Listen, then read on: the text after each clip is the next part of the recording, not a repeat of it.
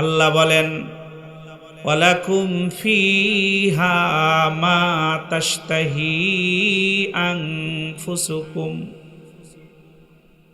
দিল জো চাহে ওহি মিলেগা। আল্লাহ বলে, বান্দা, জান্নাত হলো এমন জায়গা রে, তোমার অন্তর যা চাইবে তুমি জান্নাতের ভিতরে তাই পাইবা। বলেন সুবহানাল্লাহ, আল্লাহু আকবার। একজন ব্যক্তি গরিব ছিল দুনিয়াতে, কাচ্চি খাইতে খুব মন চাইছে, খাসির গোশতর কাচ্চি খাইতে পারে নাই। তো শুধু জান্নাতে কল্পনা করবো, হায় রে দুনিয়াতে গরিব ছিলাম, খাইতে পারি নাই, যদি খাসির গোশতর কাচ্চি পাইতাম। আল্লাহর কসম, কোরআন বলে বান্দা কল্পনা করবে তো আল্লাহ তাআলা জান্নাতি সেই কাচ্চি বান্দার সামনে হাজির করে দিবে। বলেন সুবহানাল্লাহ। এটা হলো জান্নাতের জগতের বাস্তবতা। আর জাহান্নামের জগতের বাস্তবতা শুধু কষ্ট আর কষ্ট, সুখের কোনো লিশমাত্র। ইউসহারু বিহি মা ফি বুতুনিহিম ওয়াল জুলুদ, ইউসাব্বু মিন ফাওকি রুসিহিমুল হামিম। জাহান্নামবাসীদের মাথার উপর দিয়ে গরম পানি ঢেলে দেওয়া হবে। আল্লাহ বলে, ইউসহারু বিহি মা ফি বুতুনিহিম ওয়াল জুলুদ। এই পানিটা এত গরম হবে, পেটের ভিতরে ঢুকে লারি ভুরি গলে পিছনের রাস্তা দিয়ে বের হয়ে যাবে। বলেন নাউজুবিল্লাহ।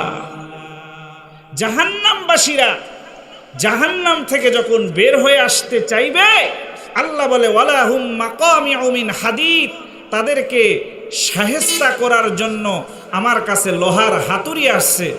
তারা যখন জাহান্নাম থেকে বের হয়ে আসতে চাইবে, কষ্টের কারণে, আযাবের কারণে, উঈদু ফিহা, আল্লাহ বলে তাদেরকে আবার সেই জাহান্নামের ভিতরে লোহার হাতুড়ি দিয়ে পিটিয়ে ফিরিয়ে দেওয়া হবে। বলেন নাউজুবিল্লাহ। এটা হলো জাহান্নামের জগতের বাস্তবতা। আর দুনিয়ার জগতের বাস্তবতা হলো কি? দুনিয়ার জগতের বাস্তবতা হলো কখনো সুখ, আবার কখনো কি দুঃখ। তাহলে ভালো করে বুঝেন, জান্নাতে শুধু সুখ, কষ্টের লেশমাত্র সেখানে নাই। জাহান্নামে শুধু কষ্ট, সুখের লেশমাত্র সেখানে নাই। আর এই দুনিয়াকে আল্লাহ তাআলা সাজাইছে সুখ আর দুঃখ দ্বারা। বলেন সুবহানাল্লাহ। ওই কথাই কবি বলতেছেন, কভি সুখ হায় কভি দুঃখ হায়, कभी सुख है कभी दुख है, इसी का नाम ये दुनिया है। अभी क्या था अभी क्या है, यूं ही दुनिया बदलती है। अभी क्या था अभी क्या है, यूं ही दुनिया बदलती है। কখনো সুখ, আবার কখনো দুঃখ, এর নাম হলো দুনিয়া। একজন ব্যক্তি সকালবেলা কোটি কোটি টাকার মালিক, গাড়ি বাড়ির মালিক, ঘরের ভিতরে এয়ার কন্ডিশন আছে, দামি সোফা আছে, স্ত্রী পুত্রদেরকে নিয়ে আনন্দ করতেছে। বাবা, বিকেল বেলায় খবর আসলো তার সন্তান মারা গেছে, তো কান্না করলো। কথা বলেন ঠিক কিনা? সকালে হাসলো, আবার বিকালবেলা কাঁদলো। বিকালবেলা কাঁদবে রে, আবার সেই বান্দা সকালবেলা হাসবে। এর নাম হলো দুনিয়া। দুনিয়াতে কেউ যদি চিরস্থায়ীভাবে সুখী হইতে চায় সম্ভব। তবে আপনাদের কাছে প্রশ্ন, বাবা বলেন দেখি, আমরা জান্নাতে কে কে যেতে চাই? একটু হাত উঠায় দেখান তো বাবা। নাড়াচাড়া দেন, নাড়াচাড়া দেন, নাড়াচাড়া দেন। নারা তাকবীর। আল কোরআনের আলো, আল হাদিসের আলো, নারা তাকবীর। হাত নামান। আমি কোরআনের একটা আয়াত তেলাওয়াত করেছি এবং রসুলের অগণিত অসংখ্য হাদিসের ভিতর থেকে একটা হাদিস আপনাদের সামনে পেশ করেছি কোরআনের আয়াত এবং রসুলের সেই হাদিস সহ আরও কিছু হাদিসকে সামনে রেখে দু চার কথা বলার চেষ্টা করব ইনশাআল্লাহ।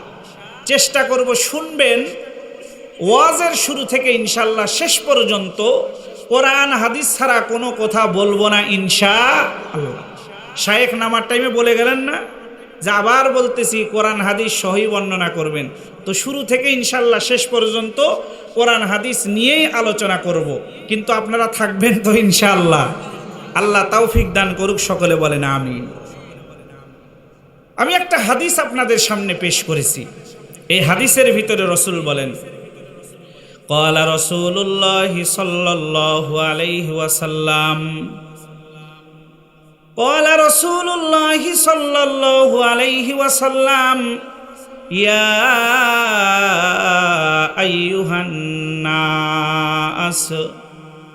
এরপরে রসুল বলেন, আফশুস সালাম, তোমরা পরস্পরের ভিতরে সালামের প্রচার এবং প্রসার করো। এই হাদিসের ভিতরে নবী মুহাম্মদুর রাসূলুল্লাহ সাল্লাল্লাহু আলাইহি ওয়াসাল্লাম চারটা জিনিসের কথা বলছে। বাবা, কয়টা জিনিসের কথা বলেন? এর আগেই বলেছি জান্নাতে আমরা যেতে চাই, কথা বলেন ঠিক কিনা? রসুল বলেছেন চার কাজ করবা তো তাদখুলুল জান্নাতা বিসালাম, বান্দা তুমি নিরাপদে আসমানের মালিকের জান্নাতে প্রবেশ করবা। বলেন সুবহানাল্লাহ। এই চার কাজের ভিতরে রাসূলুল্লাহ সাল্লাল্লাহু আলাইহি ওয়াসাল্লাম প্রথম যে কথাটা বললেন, আফশুস সালাম, ও দুনিয়ার মানুষেরা তোমরা পরস্পরের ভিতরে সালামের বিনিময় করো। বাবা, আপনাদেরকে বলি, এখানে এমন কোনো ব্যক্তি আছে কি যে ব্যক্তি তার জীবনে সুখী হতে চায় না, শান্তি চায় না? এরকম লোক কি এই মাহফিলে আছে নাকি? সালামের অর্থই হলো শান্তি। যে সালাম দিবে আল্লাহ তাআলা তার জীবনটাকে একেবারে সুন্দর আর বরকতময় করে দিবে। বলেন সুবহানাল্লাহ।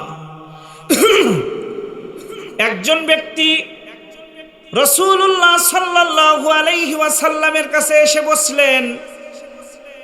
আয়েশা রাসূল সাল্লাল্লাহু আলাইহি ওয়াসাল্লামকে বললেন, আইয়ুল ইসলামি খায়রুন ইয়া রাসূলুল্লাহ, হে আল্লাহর রসুল বলেন দেখি ইসলামের ভিতরে কোন আমলটা আল্লাহ তাআলার কাছে বড় পছন্দনীয় আর ভালো? ইসলামের কোন কাজটা সবচাইতে ভালো? রসুল বললেন, তুতইমুত তাআম ওয়া তাকরাউস সালাম আলা মান আরাফতা ওয়া মান লাম তারিফ। রসুল বললেন, তুমি মানুষদেরকে খাবার খাওয়াও আর মানুষদেরকে সালাম দাও, যাকে চেনো তারেও সালাম দাও আর যারে চেনো না তারেও সালাম দাও। যদি সালাম দাও বান্দা, আল্লাহ তাআলা তোমার জীবনটাকে শান্তিতে ভরপুর করে দিবে। বলেন সুবহানাল্লাহ। অহংকারী ব্যক্তিকে আল্লাহ তাআলা পছন্দ করে। ভাই বলেন, পৃথিবীতে অহংকার এমন একটা জিনিস, রসুল বলেন, قال النبي صلى الله عليه وسلم لا يدخل الجنة من كان في قلبه مثقال ذرة من كبر।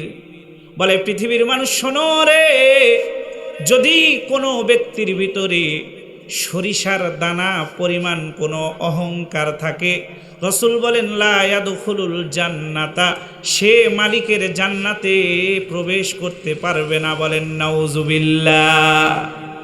কিন্তু বাবা, হাদিসে আসছে যদি কোনো ব্যক্তি সর্বপ্রথম সালাম দেয় তাহলে এই ব্যক্তিটা অহংকার থেকে মুক্ত।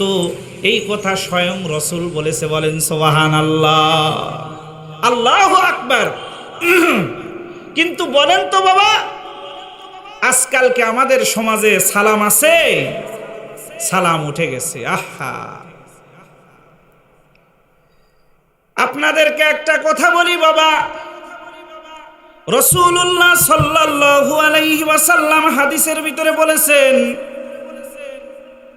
আওয়ালা আদুল্লুকুম আলা শাই, ও সাহাবায়ে কেরাম, তোমাদেরকে কি আমি এমন একটা আমলের কথা বলবো, ইদা ফাআলতুমুহু তাহাবাবতুম, যখন তোমরা ওই আমল করবা তো তোমাদের পরস্পরের ভিতরে মিল মহাব্বত আল্লাহ তৈরি করে দিবে। বলেন সুবহানাল্লাহ।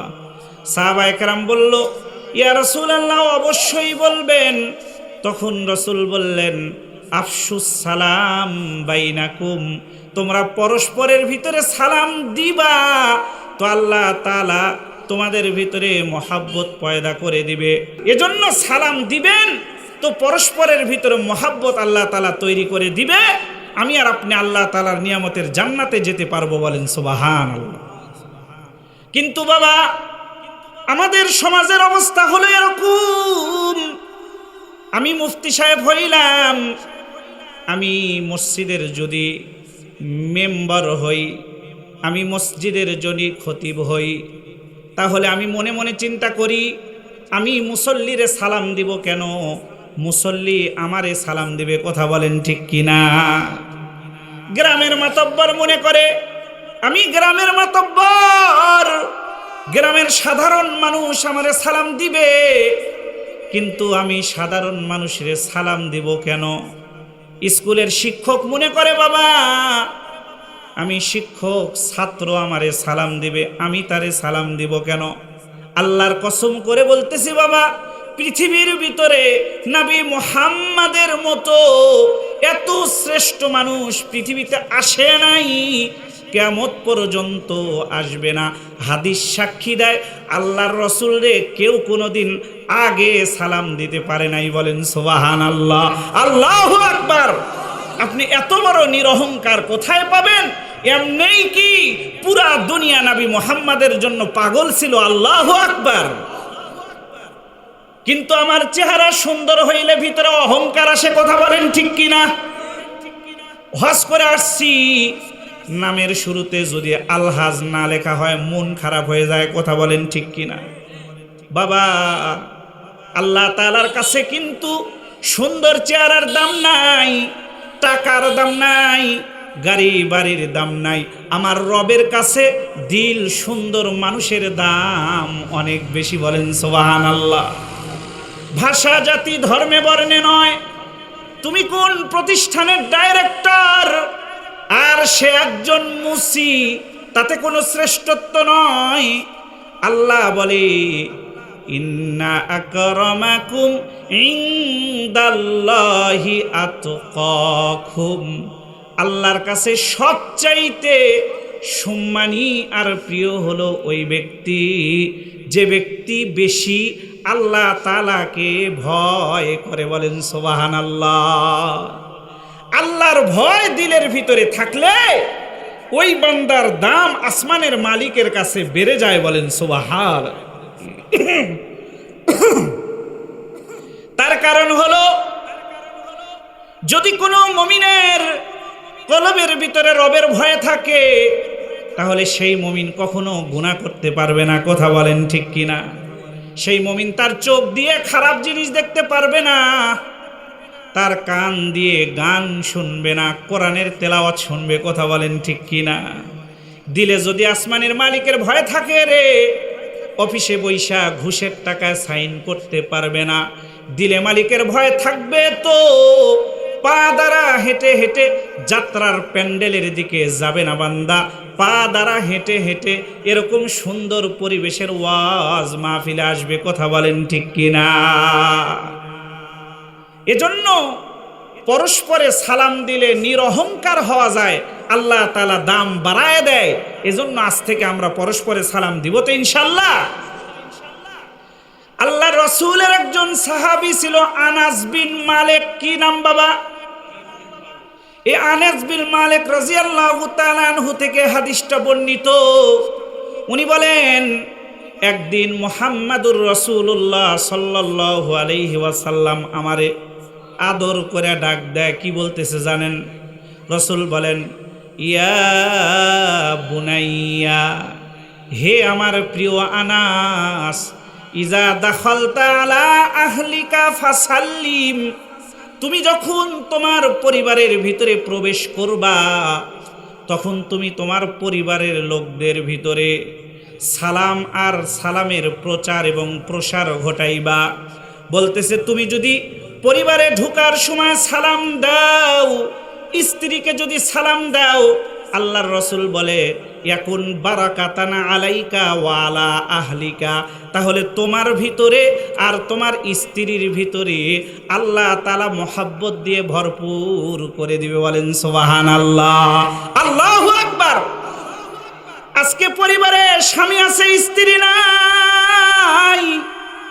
আবার অনেক পরিবারে স্বামী স্ত্রী আছে, কিন্তু স্বামী স্ত্রীরে সালাম দেয় না, আবার স্বামী স্ত্রীরে সালাম দেয় না। কথা বলেন ঠিক কিনা?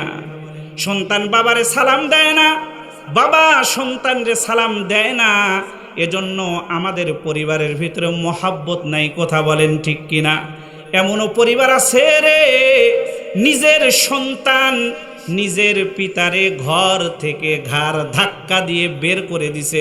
এরকম কুলঙ্গার সন্তান আমাদের সমাজে আছে কিনা বাবা বলেন? অথচ আল্লাহ তাআলা বলেন ওয়ালা তাকুল্লাহুমা উফ, এ খবরদার, তোমার পিতারে তোমার মাতারে এমন কোন আচরণ করিও না দুঃখ পায়া তোমার পিতার মাথা বলে আহ। ওয়ালা তানহারহুমা, তাদেরকে ধমক দিও না। অকুল্লাহুমা কওলান কারিমা, পিতামাতার সাথে মিষ্টি মিষ্টি ভাষায় কথা বলো। বলেন সুবহানাল্লাহ। তাহলে পিতামাতার সাথে মিষ্টি মিষ্টি ভাষায় কথা বলবেন তো ইনশাআল্লাহ। তো রাসূল কি বললেন? আনাস, তুমি যখন ঘরের ভিতরে প্রবেশ করবা তখন তুমি তোমার পরিবারের লোকদেরকে সালাম দিবা। তাহলে আল্লাহ তাআলা স্বামী স্ত্রীর ভিতরে সালামের বিনিময় হইলে আল্লাহ তাআলা স্বামী স্ত্রীর ভিতরে মহব্বত বাড়ায় দিবে। বলেন সুবহানাল্লাহ। সন্তান আর পিতার ভিতরে যদি সালামের বিনিময় হয় তো রাসূলের হাদিস বলে সন্তান আর পিতার ভিতরে মহব্বত আল্লাহ বাড়িয়ে দিবে। ওই সন্তান কখনো তার বাবারে ঘর থেকে বের করে দিবে না। কথা বলেন ঠিক কিনা? এজন্য সালামের অনেক ফজিলত আছে বাবা। আমি আপনাদেরকে আর একটা হাদিস শুনাইতেছি। ক্বালা রাসূলুল্লাহি সাল্লাল্লাহু আলাইহি ওয়াসাল্লাম সালাসাতুন কুল্লুহুম যামিনুন আলাল্লাহ। আল্লাহর রাসূল বলে পৃথিবীতে 3 শ্রেণীর মানুষ আছে রে। এই 3 শ্রেণীর মানুষের দায়িত্ব স্বয়ং আল্লাহ পাক রব্বুল আলামিন তার কুদরতে হাতে নিয়ে নেয়। বলেন সুবহানাল্লাহ। আচ্ছা বলেন দেখি, এই দেশের প্রধানমন্ত্রী যদি বলে এই তোমার দায়িত্ব আজ থেকে আমার হাতে, বলেন দেখি সেই ব্যক্তির আর কি কোনো চিন্তা আছে? প্রধানমন্ত্রী লাগবে না, কোনো এমপি অথবা মন্ত্রী যদি বলে তোমার দায়িত্ব আমার, তোমার সন্তানের দায়িত্ব আমার, তাহলে বলেন দেখি ওই ব্যক্তির আর কি কোনো চিন্তা আছে? এ হাদিসে রাসূল বলেন 3 শ্রেণীর মানুষ এমন আছে যাদের দায়িত্ব আল্লাহ তাআলা নিজে তার কুদরতি হাতে নিয়ে নেয়। বলেন সুবহানাল্লাহ। এরপরে রাসূল বলেন ইনাশা কুফিয়া, যদি ওই ব্যক্তি পৃথিবীতে বেঁচে থাকে তাহলে আল্লাহ তাআলাই ওই ব্যক্তির জন্য যথেষ্ট হয়ে যাবে। বলেন সুবহানাল্লাহ। এরপরে রাসূল বলে ওয়াইন মাতা দাখালাল জান্নাহ, বান্দা মরবে তো সরাসরি মালিকের জান্নাতের ভিতরে প্রবেশ করবে। বলেন সুবহানাল্লাহ। তাহলে কয় ধরনের লোক বাবা বলেন? এই 3 ধরনের লোকের ভিতরে প্রথম রাসূল বললেন মান দাখালা বাইতাহু বিসালাম, যে ব্যক্তি নিজের বাড়িতে প্রবেশ করার সময় সালাম দিয়ে প্রবেশ করবে ওই ব্যক্তির জিম্মাদারি স্বয়ং আল্লাহ তাআলা তার হাতে নিয়ে নিবে। বলেন সুবহানাল্লাহ। আপনি জিম্মাদারি বলতে কি বুঝেন? আপনার দায়িত্ব যদি আল্লাহ তাআলা নেয়, আপনি রাস্তা দিয়ে হাঁটবেন তো দুর্ঘটনার শিকার হবেন না। কথা বলেন ঠিক কিনা? আপনার দায়িত্ব আল্লাহ নিবে মানে আপনার বাড়িতে মাল আছে, আপনার সন্তান আদি আছে, এদের দায়িত্ব আল্লাহ তাআলা তখন তার কুদরতি হাতে নিয়ে নেয়, বলেন সুবহানাল্লাহ। এজন্য বাবা, সালাম একটা প্রসিদ্ধ জিনিস, কিন্তু এই সালামের অনেক ফজিলত, কথা বলেন ঠিক কিনা? এজন্য আজ থেকে নিয়ত করেন, আমরা বাড়িতে ঢুকবো, প্রত্যেকেই আমরা পরস্পরের ভিতরে সালাম দিব। আল্লাহ রসুল বলেন, আলা মান আরাফতা ওয়া মান লাম তারিফ, যারে চেনো তারেও সালাম দাও, যারে চেনো না তারেও সালাম দাও। পারবো তো ইনশাল্লাহ? তাহলে কয় ধরনের লোক? 3 ধরনের। দ্বিতীয় নাম্বার, রসুল বলেন, ওমান খরাজা ইলাল মসজিদি ফাহুয়া যামিনুন আলাল্লাহ, যদি কোনো ব্যক্তি ঘর থেকে বের হয়ে মসজিদে নামাজ পড়ার জন্য যায়, নামাজ পড়ে ফিরে আসা পর্যন্ত ওই ব্যক্তির জিম্মাদারি স্বয়ং আল্লাহ তাআলা তার কুদরতি হাতে নিয়ে নেয়, বলেন সুবহানাল্লাহ। 3 নাম্বার, রাসূল বলেন, ওমান খরাজা ফি সাবিলিল্লাহ ফাহুয়া যামিনুন আলাল্লাহ, আর যদি কোনো ব্যক্তি আল্লাহর রাস্তায় বের হয়, ফিরে আসা পর্যন্ত তার হেফাজতের দায়িত্ব স্বয়ং আল্লাহ তাআলা হাতে নিয়ে নেয়, বলেন সুবহানাল্লাহ। এজন্য বাবা, এই হাদিস থেকে যে বিষয়টা বোঝানোর জন্য বলতেছিলাম সেটা হলো সালাম। আপনি সালাম দিবেন তো আল্লাহ তাআলা আপনার পরিবারের উপরে শান্তি দিয়া ভরপুর করে দিবে, আপনার পরিবারে বরকত দিয়া দিবে। এখন কথা হলো, বরকত কারে বলে? একজন ব্যক্তি 100 বছরে যা না করতে পারবে, আল্লাহ তাআলা যদি আপনার হায়াতে বরকত দেয়, তো আল্লাহ তাআলা আপনার মাধ্যমে 30 বছরে সে কাজ করায় নিবে, বলেন সুবহানাল্লাহ। এটা হলো হায়াতের বরকত, বলেন সুবহানাল্লাহ। আল্লাহ তাআলা সব জায়গায় বরকত দিবে, সালামের প্রচার এবং প্রসার যদি থাকে। টাকার বরকত কি? একজন ব্যক্তি কোটি কোটি টাকা আয় করে কিন্তু ঘরের ভিতরে বরকত নাই, আর একজন ব্যক্তির আয় কম কিন্তু বরকত অনেক বেশি, কথা বলেন ঠিক কিনা? এরকম আছে কিনা বাবা বলেন? এজন্য রাসূল কয় কাজের কথা বলছে বাবা বলেন? 4টা। কয়টা? ইয়া আইয়ুহান নাস, প্রথম রাসূল বলেন আফশুস সালাম। 2 নাম্বার রাসূল বলেন ওয়া আতইমুত তাআম, মানুষদেরকে খাবার খাওয়াও। কাদেরকে খাবার খাওয়াবেন বলেন বাবা? বর্তমানে মানুষদেরকে খাবার খাওয়ানোর এই বিষয়টা আমাদের সমাজ থেকে উঠেই গেছে, কথা বলেন ঠিক কিনা? বিশেষ করে ক্ষুধার্ত ব্যক্তি পাশে এসে কোটি কোটি টাকার মালিকের সামনে যদি হাত বাড়ায় দেয়, 5টা টাকা পকেট থেকে বের করতে কোটিপতি ভয় করে, কথা বলেন ঠিক কিনা? কিন্তু বাবা, মনে রাখতে হবে ওই টাকার মালিক কে বানাইছে বলেন? আল্লাহ বলেন, ওয়াফি আমওয়ালিহিম হাক্কুল লিসাইলি ওয়াল মাহরুম, যাদেরকে আমি আল্লাহ তাআলা টাকা দিয়েছি, গাড়ি দিয়েছি, বাড়ি দিয়েছি, তাদের টাকা গাড়ি বাড়ির ভিতরে গরিবের হক আছে, কথা বলেন ঠিক কিনা? আবার বর্তমান সমাজে এমনও মানুষ আছে রে, যারা বাড়িতে মেহমান আসলে ভয় করে, কথা বলেন ঠিক কিনা? কিন্তু রাসূল সাহাবায়ে কেরামের এমন অবস্থা ছিল বাবা, নবীরা মেহমান ছাড়া ভাত খায় নাই, খাবার খায় নাই। সাহাবায়ে কেরাম মেহমান খুঁজা খুঁজা নিয়ে আসা ভাত খাইছে, বলেন সুবহানাল্লাহ। এজন্য যার বাড়িতে মেহমান আসে রে, আল্লাহ তাআলা তার পরিবারের ভিতরে বরকত দিয়ে দেয়, বলেন সুবহানাল্লাহ। এজন্য আমি আপনাদেরকে একটা হাদিস শোনাই বাবা। ক্বালা রাসূলুল্লাহি সাল্লাল্লাহু আলাইহি ওয়াসাল্লাম, আইয়ুমা মুসলিমিন আতআমা মুসলিমান আলা জুইন, যদি কোনো ব্যক্তি এক মুসলমান অপর মুসলমান রে যদি ক্ষুধার্ত অবস্থায় খাবার খাওয়ায়, কি অবস্থায় বলেন বাবা? আল্লাহ তাআলার রাসূল বলেন, আতআমাল্লাহু মিন সিমারিল জান্নাহ, আল্লাহ তাআলা ওই ব্যক্তিকে জান্নাতের ফল খাওয়াবে, বলেন সুবহানাল্লাহ। আল্লাহু আকবার। জান্নাতের ফল সাধারণ কিছু মনে করতেছেন না, বুখারীতে একটা হাদিস আসছে, আপনাদেরকে বলি। একদিন রাসূলুল্লাহ সাল্লাল্লাহু আলাইহি ওয়াসাল্লাম নামাজ পড়াইতেছেন, সাহাবায়ে কেরাম রাসূলুল্লাহ সাল্লাল্লাহু আলাইহি ওয়াসাল্লামের পিছনে নামাজ পড়তেছেন। নামাজ পড়তে পড়তে হঠাৎ রাসূলুল্লাহ সাল্লাল্লাহু আলাইহি ওয়াসাল্লাম নামাজরত অবস্থায় নিজের হাতটা এরকম করে সামনের দিকে বাড়ায় দিছে। তো রসুলের এরকম দেখা সাহাবায়ে কেরামও নামাজের ভিতরে নিজের হাতটা এরকম সামনের দিকে বাড়ায় দিছে। মনে হচ্ছিল রসুল নামাজের ভিতরে কি যেন ধরতেছে, বলেন সুবহানাল্লাহ। নামাজ শেষ হয়ে গেল, রসুলরা জিজ্ঞেস করে, ইয়া রাসূলুল্লাহ, আজকে নামাজের ভিতরে এমন একটা জিনিস দেখলাম, ইতিপূর্বে দেখি নাই। বলে, কি দেখছো রসুল গো? নামাজ পড়তে পড়তে দেখলাম আপনি হাতটাকে এরকম সামনের দিকে বাড়াইলেন গো রসুল, কারণ কি? রাসূলুল্লাহ সাল্লাল্লাহু আলাইহি ওয়াসাল্লাম বলেন, আমি নামাজ পড়তেছিলাম রে, এই সময় আল্লাহ তাআলা নিয়ামতের জান্নাতের দৃশ্য আমি নবীর সামনে এসে তুলে ধরেছিল, বলেন সুবহানাল্লাহ। জান্নাতের ফল আমার সামনে এরকম করে ঝুলতেছিল, আমি মুহাম্মদ ওই জান্নাতি ফল দেখে লোভ সামলাইতে পারি নাই, জান্নাতি ফল ধরার জন্য এরকম হাত বাড়াইছিলাম, বলেন সুবহানাল্লাহ। সাহাবায়ে কেরাম জিজ্ঞেস করে, রসুল গো, তো আপনি জান্নাতি ফল ধরলেন না কেন, নিয়ে আসলেন না কেন?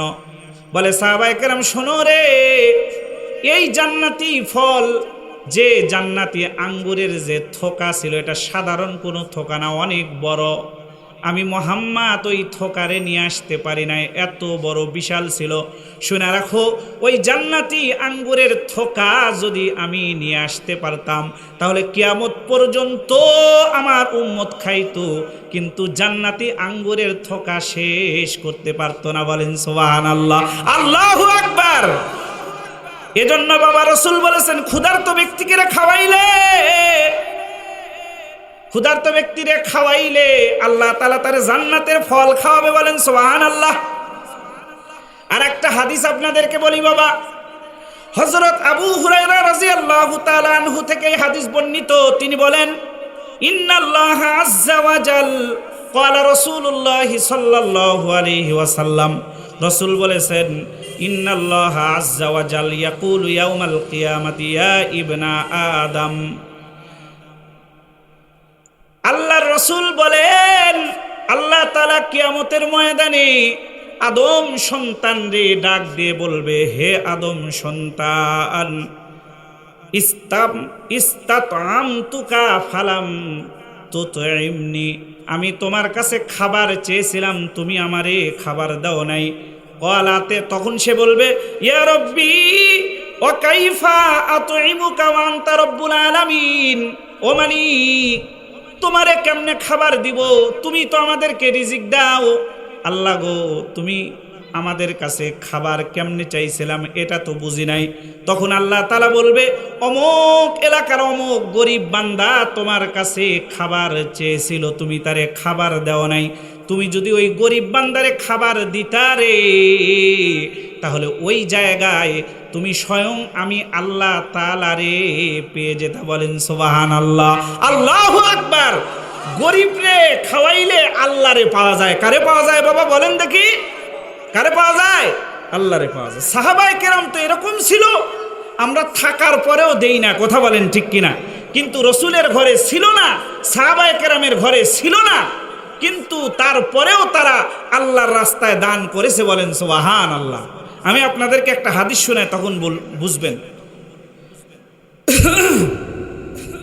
আন আবি হুরায়রা রাদিয়াল্লাহু তাআলা আনহু قال, আল্লাহর রাসূলের সাহাবী হযরত আবু হুরায়রা রাদিয়াল্লাহু তাআলা আনহু বলেন, জাআ রাজুলুন ইলান নবী সাল্লাল্লাহু আলাইহি ওয়াসাল্লাম, একজন ব্যক্তি মুহাম্মাদুর রাসূলুল্লাহ সাল্লাল্লাহু আলাইহি ওয়াসাল্লামের কাছে আসলো। আয়েশা বলতেছে, ইন্নী মাজহুদুন, ইয়া রাসূলুল্লাহ, আমি ক্ষুধার্ত, আমার ক্ষুধা লেগেছে, আপনি যদি আমার একটু খাবারের ব্যবস্থা করে দিতেন। হাদিসের ভিতরে আসছে, ফারসালা ইলা বাযি নিসাইহি, রাসূল নিজে তার স্ত্রীর কাছে গেলেন অথবা কাউরে পাঠাইলেন, দেখো আমার বিবিদের কাছে কোনো খাবার আছে নাকি। চলে গেল, রসুলের বিবিরে জিজ্ঞেস করল। এক বিবি ডাক দিয়ে বলো, ওয়াল্লাযী বাআসাকা বিল হক, মা ইনদি ইল্লা মাউন, বলে আল্লাহর রাসূল ওই সত্তার কসম যেই সত্তা আপনারে নবী বানায়া পাঠাইছে, ওই সত্তার কসম করে বলতেছি আমার নিকটে পানি ছাড়া কোনো কিছু নাই। আল্লাহু আকবার। আপনি চিন্তা করতে পারছেন দুনিয়ারও যিনি বাদশা আখিরাতেও যিনি বাদশা তার ঘরের কি অবস্থা? আল্লাহু আকবার। আর এক বিবির কাছে গেল, সেও একই কথা বলল। সব বিবির কাছে যখন চলে গেল, সমস্ত বিবি একটা কথাই বলল, মা মানা ইল্লাল মা, আমাদের কাছে পানি ছাড়া অন্য কিছু নাই। তখন রাসূল বললেন, মাইয়ুজিফু হাযাল লাইলা। সাহাবায়ে কেরামদেরকে লক্ষ্য করে বললেন, ও সাহাবায়ে কেরাম, আজকের রাত্রিতে আমার এই মেহমানের মেহমানদারি কে করবে গো? রাসূল বলছে তো, ফাকামা রাজুলুম মিনাল আনসার, আনসারি একজন সাহাবী দাঁড়ায় গিয়া বলে, আনা ইয়া রাসূলুল্লাহ, আপনার এই মেহমানের মেহমানদারি আমি তালহা করব। বলেন সুবহানাল্লাহ। তাহলে এই মেহমানদারি করার জন্য আল্লাহ রাসূল একজন সাহাবী দাঁড়াইলেন, নাম কি বাবা? বলেন তলহা। এই তলহা রাদিয়াল্লাহু তাআলা আনহু ওই মেহমানরে নিয়া নিজের বিবির কাছে গেছে। বিবিকে গিয়ে বলতেছে, আকরিমি যায়ফা রাসূলিল্লাহি সাল্লাল্লাহু আলাইহি ওয়াসাল্লাম, বলে হে বিবি, আল্লাহর রাসূল একজন মেহমান পাঠাইছে, এই মেহমানের তুমি সম্মান করো, অর্থাৎ এই মেহমানের খাবারের ব্যবস্থা করো। বিবি ডাক দিয়ে বলে, স্বামী গো, আজকে আমার ঘরের ভিতরে আমাদের বাচ্চার খাবার ছাড়া অতিরিক্ত কোনো খাবার আমাদের ঘরে নাই। আল্লাহু আকবার। এ তো দেখলেন রাসূলের ঘরের অবস্থা, এবার দেখতেছেন কার ঘরের অবস্থা? বলেন সাহাবীর ঘরের অবস্থা। সাহাবী এখন বিবিরে ডাক দিয়ে বলে, বিবি, মেহমান তো বড় দামি, রাসূলের মেহমান, অসম্মান তো করা যায় না। ও বিবি, বাচ্চারে ঘুমায় দাও কৌশলে, আর বাচ্চার যে খাবার আছে এইটা মেহমানের জন্য তৈরি করে ফেলো।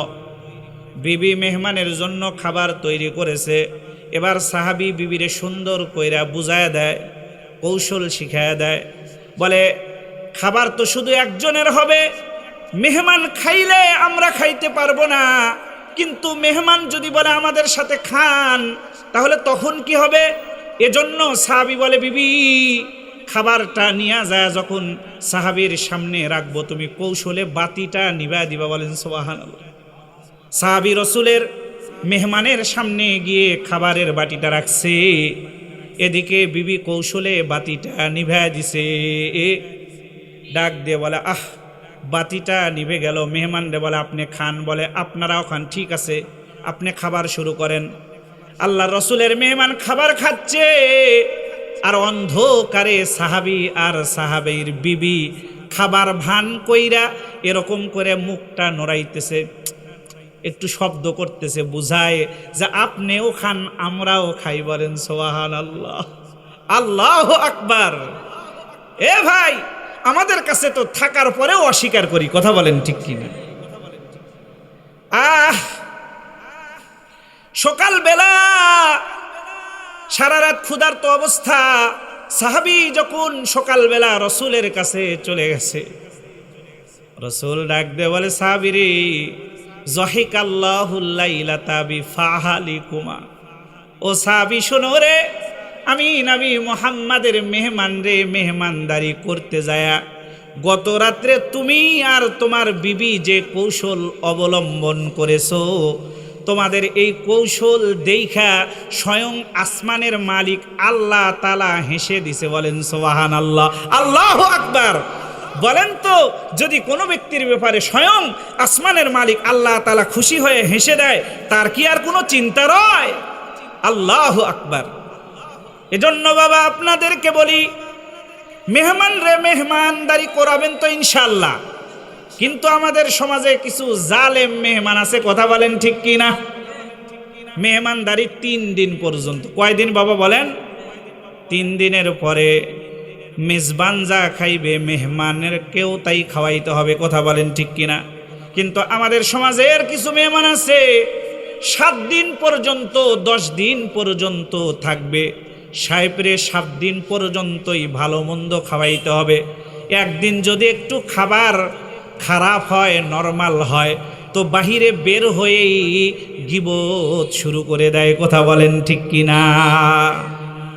এজন্য এরকম হলে হবে না। আল্লাহ তাআলার রসুলের এই কথাগুলো আমরা মানার চেষ্টা করব। পারবো তো ইনশাল্লাহ বাবা? পারবো? তাহলে কয়টা কাজের কথা বলছেন রসুল? বলেন 4টে। কয়টা বলেন? 1 নম্বর রসুল বলেন আফসুস সালাম, তোমরা পরস্পরের ভিতরে সালামের প্রচার এবং প্রসার করো। 2 নম্বর রসুল বললেন ওয়া আতইমুত তাআম, মানুষদেরকে খাবার খাওয়াও। এরপরে রসুল বললেন অসিলুল আরহাম, আত্মীয়তার সম্পর্ক বজায় রাখো। কিসের সম্পর্ক বলেন তো বাবা? আজকে আমাদের সমাজের ভিতরে এরকম অবস্থা, ভাই ভাইয়ের সাথে কথা বলে না, কথা বলেন ঠিক কিনা? ভাই বোনের সাথে কথা বলে না, সন্তান আর পিতার ভিতরে মিল মহাব্বত নাই।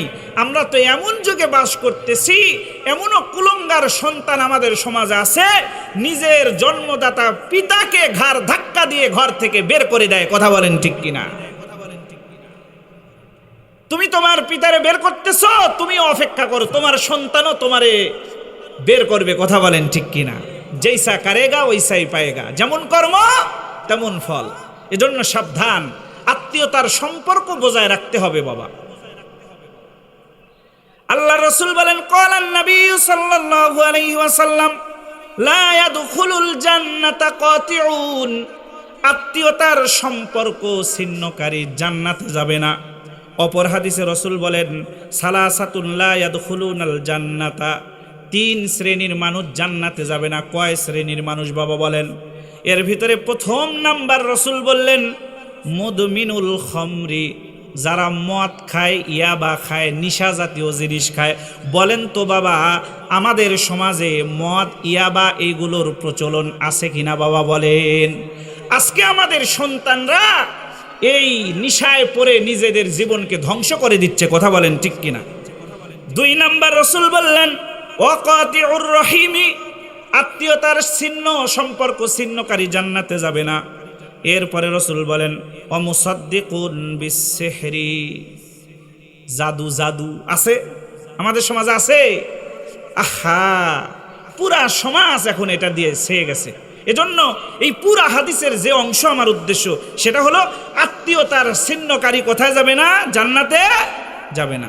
এজন্য আমরা এ বিষয়ে সতর্ক হব ইনশাআল্লাহ। রাসূল হাদিসে বলেছেন কিছু পাপ যদি বান্দা করে, এই পাপের শাস্তি আল্লাহ চাইলে দুনিয়াতে না দিয়ে আখেরাতেও দিতে পারে। কিন্তু কিছু শাস্তি এরকম আছে, কিছু পাপ এরকম আছে, এই পাপের শাস্তি আল্লাহ তাআলা দুনিয়াতেই দিয়ে দেয়। তার মধ্যে একটা হলো যদি কেউ পিতামাতার সাথে বেয়াদবি করে, এই শাস্তি আল্লাহ কোথায় দেয় বলেন? আখেরাতে তো দিবেই, দুনিয়াতেও দিবে। আর একটা হলো আত্মীয়তার সম্পর্ক যদি ছিন্নকারী কেউ কোনো ব্যক্তি হয়, তাহলে এর শাস্তিও আল্লাহ তাআলা কোথায় দেয় বলেন? দুনিয়াতেই দিয়ে দেয়। ও বাবা, আপনাদেরকে একটা হাদিস শোনাই, বলেন দেখি আপনাদের ভিতরে কে আছেন আপনারা আপনাদের রিজিকের ভিতরে বরকত চান না? আমরা সকলেই চাই, কথা বলেন ঠিক কিনা? রাসূল হাদিসের ভিতরে বলেছেন ক্বালা রাসূলুল্লাহ সাল্লাল্লাহু আলাইহি ওয়াসাল্লাম মান আহাব্বা আইয়ুব সাতালাহু ফি রিজকিহি ফালইয়াসিল রাহিমাহু, পৃথিবীর কোনো ব্যক্তি যদি চায় যে আল্লাহ তাআলা তার রিজিকের ভিতরে, টাকার ভিতরে, মালের ভিতরে বরকত দিয়ে দিবে, সে যেন আত্মীয়তার সম্পর্ক বজায় রাখে, বলেন সুবহানাল্লাহ। কিন্তু আমাদের সমাজে আত্মীয়তার সম্পর্ক নষ্ট হয় কিছু কারণে, কথা বলেন ঠিক কিনা? কিভাবে হয়? একজন আরেকজনের জমি জোর জবরদস্তি করে দখল করে নেয়, কথা বলেন ঠিক কিনা? ভাই ভাইয়ের জমি খাইতেছে, বাবা মারা গেছে, বোনের জমি ভাই তার বোনকে দেয় না, আছে কিনা বাবা বলেন? আমি একটা হাদিস বলে ওয়াজ শেষ করব, মনোযোগ সহকারে শুনবেন তো ইনশাল্লাহ। আল্লাহ তৌফিক দান করুক, সকলে বলেন আমিন। এ বাবা, একদিন রাসূলুল্লাহ সাল্লাল্লাহু আলাইহি ওয়াসাল্লাম সাহাবায়ে কেরামদেরকে লক্ষ্য করে বললেন, ক্বালা রাসূলুল্লাহ সাল্লাল্লাহু আলাইহি ওয়াসাল্লাম আতাদুরুনা মানিল মুফলিস। রাসূল বলে, ও সাহাবায়ে কেরাম, বলো দেখি তোমাদের ভিতরে সবচাইতে নিঃস্ব আর গরিব কে?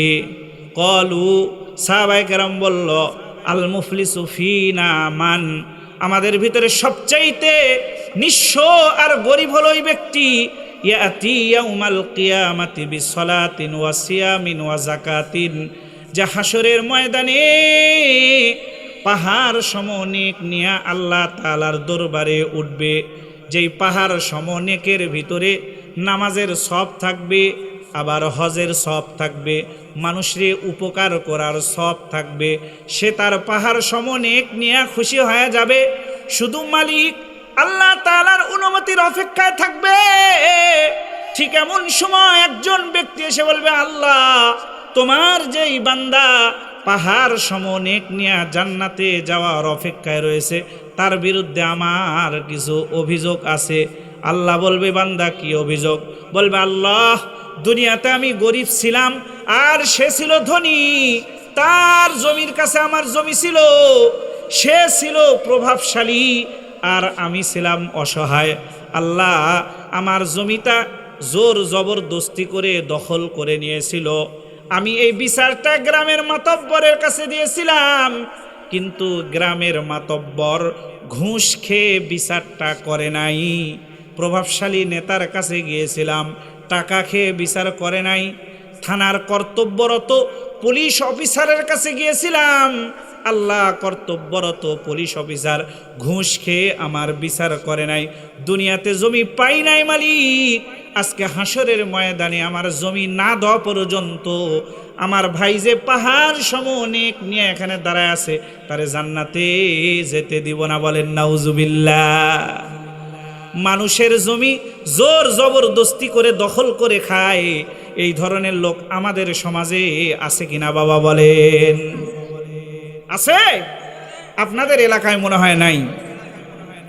আল্লাহ তখন ডাক দিয়ে বলবে, বান্দা, তোমার ভাই তোমার বিরুদ্ধে যে অভিযোগ দিতেছে এটা সত্য কিনা? তখন ডাক দিয়ে বলবে, হাসরের ময়দানে একটা কথা বলি বাবা, হাসরের ময়দানেও কিছু লোক আল্লাহ তাআলার সামনে দাঁড়িয়ে মিথ্যা কথা বলবে। বলেন নাউজুবিল্লাহ। আল্লাহ তাআলা সঙ্গে সঙ্গে তাদের জবানের পরে মোহর মেরে দিবে। আল্লাহ ওই কথাই কোরআনে বলেছেন, ওয়া নাখতিমু আলা আফওয়াহিহিম, আমি তাদের জবানের উপরে মোহর মেরে দিব। ওয়া তুকাল্লিমুনা আইদিহিম, তাদের হাত আমার সঙ্গে কথা বলবে। ওয়া তাশহাদু আরজুলুহুম, তাদের পা তাদের বিরুদ্ধে সাক্ষী দিবে। অপর আয়াতে আল্লাহ তাআলা বলেন, শাহিদা আলাইহিম সামউহুম, তাদের কান তাদের বিরুদ্ধে সাক্ষী দিবে। ওয়া আবসারুহুম, এই যে এই চক্ষু তাদের বিরুদ্ধে সাক্ষী দিবে। ওয়া জুলুদুহুম, এই যে শরীরের চামড়া বাবা, এইটাও কিন্তু হাসরের ময়দানে বান্দার বিরুদ্ধে সাক্ষী দিবে। কথা বলেন ঠিক কিনা? বুড়া বাবারা, যুবক ভাইয়েরা যারা আসছেন তাদেরকে বলে, ও ভাই। যুবতী বোনেরা যারা আসছেন তাদেরকে বলি, ও বোন। অনেক যুবক, অনেক যুবতী ঘরের জানালা দরজা বন্ধ করে একেবারে শীতের ভিতরে লেপের ভিতরে ঢুইকা নিজের মোবাইলে নেকেট ছবি দেখে। কথা বলেন ঠিক কিনা? গান শুনে আর মনে করে দুনিয়ার কেউ দেখে না। কিন্তু না ভাই, যেই কানের ভিতরে হেডফোন লাগাইলেন, আল্লাহ বলে শাহিদা আলাইহিম সামউহুম, ওই কান তার বিরুদ্ধে সাক্ষী দিবে। ওয়া আবসারুহুম, যেই চোখ দ্বারা তাকায় তাকায় দেখলেন গো, ওই চোখ আপনার বিরুদ্ধে সাক্ষী দিবে। অজুলুদুহুম, এই যে শরীরের চামড়া সাক্ষী দিবে।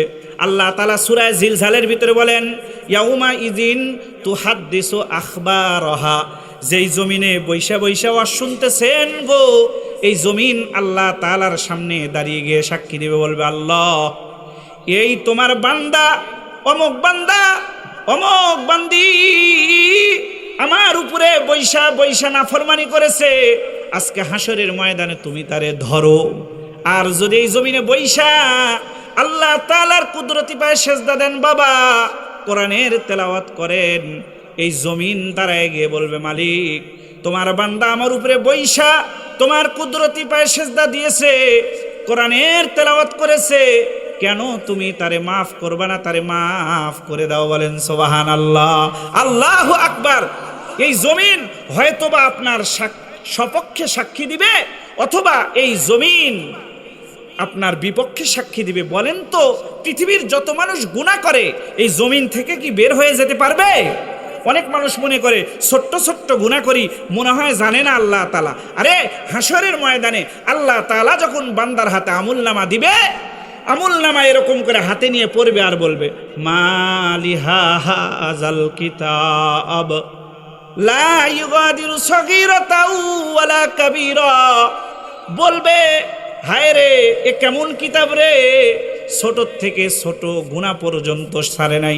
এই হাদিসের ভিতর রাসূল বলেছেন শাতামা হাজা, যদি কোনো ব্যক্তি দুনিয়াতে কেউ কাউরে গালি দেয়, গালির পরিবর্তে হলেও হাসরের ময়দানে তার কাছ থেকে নেক কেটে নিয়ে তারে জান্নাতে যাওয়ার সুযোগ হইলে জান্নাতে যেতে দিবে। আর নেক নিয়ে নেওয়ার পরে যদি জান্নাতে যাওয়ার পর্যন্ত নেকি না থাকে, তাহলে নিকৃষ্ট অবস্থায় তারে জাহান্নামের ভিতরে নিক্ষেপ করবে। বলেন নাউজুবিল্লাহ। এজন্য সাবধান, দুনিয়াতে ওয়াদাবদ্ধ হন, দুনিয়াতে যে কয়দিন বেঁচে থাকবো আমার হাতের দ্বারা, আমার পায়ের দ্বারা, আমার জবানের দ্বারা আমার মুসলমান ভাই যেন কষ্ট না পায়। কিন্তু বলেন তো বাবা, আমার জবানের দ্বারা আমার ভাই কষ্ট পায় কিনা? আমার হাতের দ্বারা আমার ভাই কষ্ট পায় কিনা? আমার চোখের দ্বারা আমার ভাই কষ্ট পায় কিনা? আমার পায়ের দ্বারা আমার ভাই কষ্ট পায় কিনা? আমার এর প্রত্যেকটা অঙ্গ পতঙ্গের দ্বারা আমার ভাই কষ্ট পায় কেন ভাই? আল্লাহ রসুল হাদিসে বলেছেন খায়রুন নাস মাইয়ানফাউন নাস, পৃথিবীর ভিতরে সবচেয়ে উত্তম হলো ওই ব্যক্তি যে অপর ভাই আর মুসলমানের দরদ তার দিলের ভিতরে রাখে। বলেন সুবহানাল্লাহ।